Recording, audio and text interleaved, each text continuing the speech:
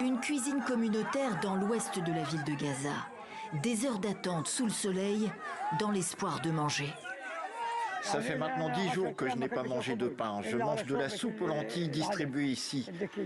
Je ne peux pas du tout acheter de farine, je n'ai pas d'argent pour. Alors j'essaye de me procurer ce que la cuisine distribue. Tous les habitants de Gaza ont faim. Les témoignages se rejoignent. Trouver à manger relève du parcours du combattant malgré la reprise des parachutages d'aide et malgré les quelques camions autorisés à passer. Une goutte dans l'océan selon ces Palestiniens.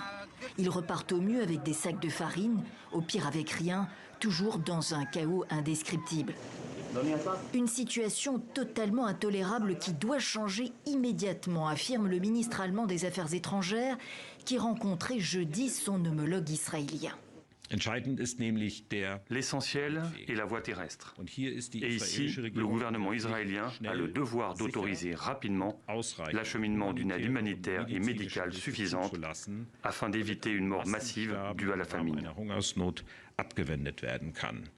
Berlin évoque des mesures européennes en discussion qui pourraient avoir des conséquences douloureuses pour Israël.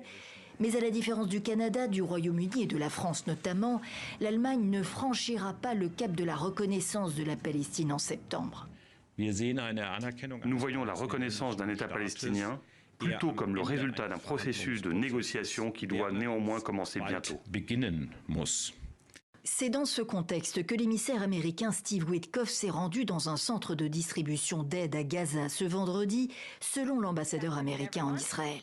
Washington veut faire passer le message que l'aide humanitaire distribuée par Israël et les États-Unis parvient aux Gazaouis.